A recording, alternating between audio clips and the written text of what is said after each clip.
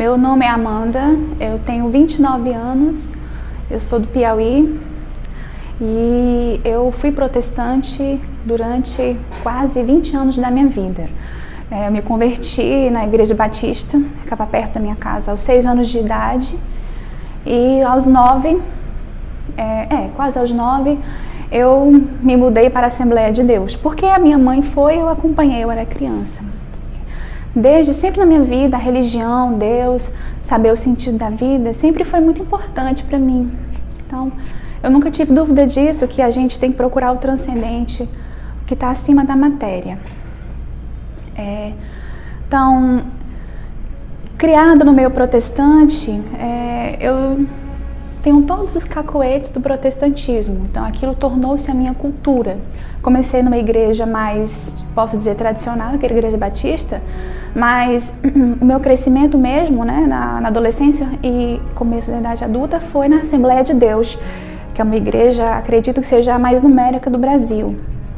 Aos 23 anos de idade, quando eu formei, eu vim ao Rio de Janeiro para fazer residência, então eu vim para uma cidade totalmente nova e eu acredito que foi a mão de Nossa Senhora me guiando.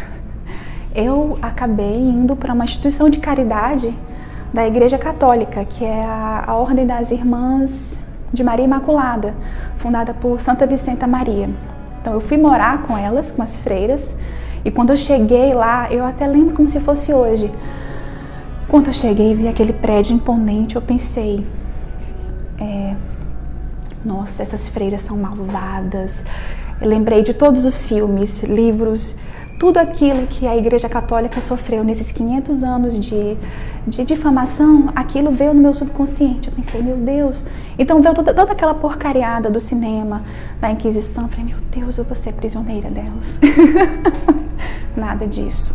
Infantilidade minha, quando eu entrei, fui muito bem recebida, mesmo sendo protestante, elas jamais foram grosseiras comigo, pelo contrário, elas me evangelizaram até de maneira silenciosa. Eu passava pela capela, né, mantinha o respeito, e elas, oi querida, tudo bem, vamos pra missa, e eu no alto da minha empáfia, não irmã, obrigada, dava até de ombros, ignorância minha. Naquela época, 2014, tem 5 anos, o Brasil estava em efervescência política, vocês sabem muito bem. E aí eu achei um senhor muito lindo e muito especial, que vocês conhecem, o professor Olavo de Carvalho. Eu vi alguns recortes de vídeo dele, que algumas almas caridosas fazem.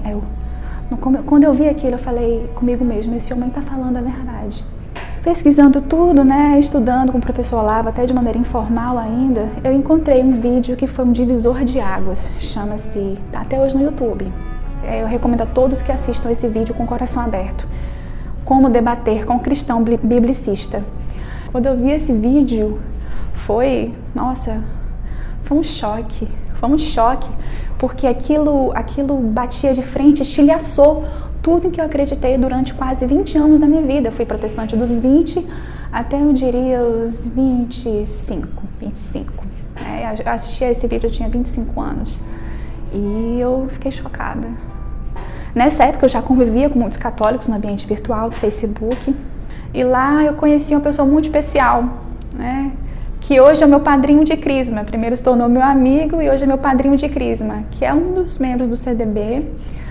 E aí ele me apresentou o CDB, naquela época eu já estava balançada, eu falei, olha Omar, eu acho que eu vou ser católica mesmo, me ajuda. E aí eu decidi de vez me converter. Para contar para minha família, foi uma epopeia. O meu padrasto, ele é diácono da Assembleia de Deus, a minha mãe, apesar de ter tido uma excelente educação mariana, ela acompanhou o marido, né? E no meio da decadência da Igreja Católica, ela não foi acolhida e acabou se tornando protestante, que é a história de milhões de brasileiros, não é milhares, milhões. Milhões de brasileiros mal catequizados, milhões de brasileiros não acolhidos nas paróquias, milhões de brasileiros sem entender, sem saber diferenciar, misturando catolicismo com espiritismo, com conceitos mesmo. E essas pessoas acabam achando que tudo é igual, tudo vai levar a Cristo, e não é verdade. Eu hoje me considero uma filha da Santa Igreja, não quero mais sair daqui por nada. A única coisa que vale a pena neste mundo é seguir a Cristo, e sim, na igreja que Ele fundou. Os erros que foram cometidos, acredito eu, que o cisma de 1054 e a Reforma Protestante de 1517 foram tropeços na história do cristianismo, e queria sim que voltassem todos para casa. Assim como eu voltei, de maneira que eu jamais imaginei na vida. E hoje eu creio que foi Nossa Senhora que me guiou. E como ex-protestante, eu só queria dizer para os protestantes que estiverem me assistindo que reflitam um pouco nisso, em vez de bater de frente nisso, porque acredito que é uma das questões centrais do protestantismo, não conseguir entender essa doçura da Virgem Maria, esse ato de amor tão grande que Deus quis, que em vez de descer do céu em glória como Messias, Ele preferiu encarnar-se no ventre de uma mulher perfeita, que Ele escolheu como seu receptáculo, vaso perfeito. E esse vaso que a Arca da Aliança no Antigo Testamento era só um simbolismo, ele se concretizou na figura, na pessoa da Virgem Maria. Então a fé cristã, ela é mais concreta, ela é mais real, ela é mais palpável do que a gente imagina. Se você tem alguma dúvida, eu sugiro que você vá estudar os milagres. Boa parte do que me convenceu foi isso. Os milagres estão aí gritando para nós, corpos incorruptos, corpos de centenas de anos incorruptos. Os milagres eucarísticos, eles gritam. Então, se você tem dúvida e não acredita que aqui estamos inventando isso, a sucessão apostólica, basta você ir ver os milagres. E eu só conheço milagre na Santa Igreja Católica. Então, foi um prazer falar com vocês. E esse é meu testemunho de fé. E espero perseverar até o fim para alcançar o céu.